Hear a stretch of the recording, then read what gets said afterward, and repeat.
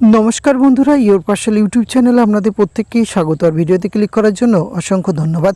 রাজ্যের নতুন শূন্যপদে নিয়োগের বিজ্ঞপ্তি প্রকাশিত হয়েছে, যেখানে আপনারা পশ্চিমবঙ্গের 23টি জেলা থেকে যে কোনো যোগ্য চাকরি প্রার্থীরা এখানে আবেদন করতে পারবেন। স্বচ্ছ ভারত মিশন প্রকল্পের আন্ডারে এই নিয়োগটি করা হচ্ছে। তো এখানে কোন পোস্টে নিয়োগ করা হচ্ছে, কিভাবে আপনাদের আবেদন করতে হবে, বেতনক্রম কী রয়েছে, সিলেকশন প্রসেস, আবেদনের লাস্ট ডেট, এই সমস্ত কিছু আজকের এই ভিডিওতে আমরা এ টু জেড আলোচনা করতে চলেছি।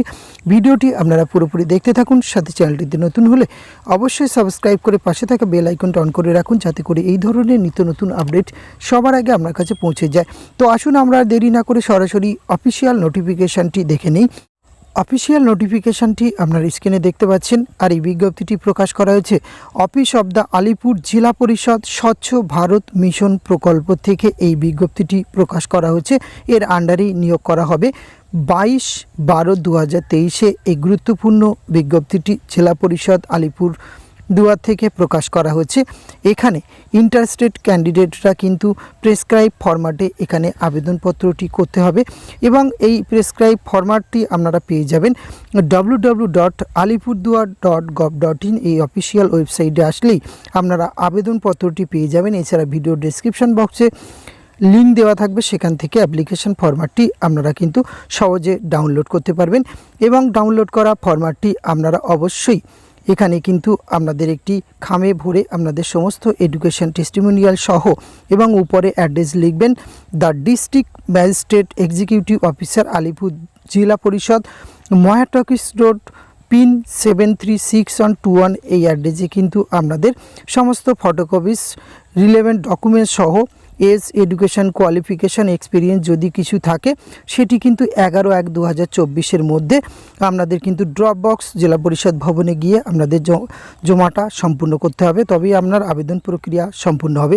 পরবর্তী ক্ষেত্রে আমরা দেখে নেব কোন পোস্টে নিয়োগ করা হচ্ছে। এখানে ডাটা এন্ট্রি অপারেটর পোস্টে নিয়োগ করা হচ্ছে district sanitation cell SBM Alipur Zilla Parishad. এখানে এসেন্সিয়াল কোয়ালিফিকেশান অবশ্যই আপনাকে কিন্তু ইন্ডিয়ান সিটিজেন হতেই হবে এবং গ্র্যাজুয়েট ইন এনি ডিসিপ্লিন, এবং তার সাথে আপনাদের কিন্তু knowledge of computer and certificate অথবা ডিপ্লোমা ইন কম্পিউটার অ্যাপ্লিকেশান এখানে থাকতে হবে, তবে আবেদন করতে পারবেন। বয়স কিন্তু 21 থেকে 40 বছর বয়স পর্যন্ত আপনারা আবেদন করতে পারবেন। 11,900 টাকা কনসলিডেট রেমুনারেশন পার মান্থ আপনাদের এখানে দেওয়া হবে।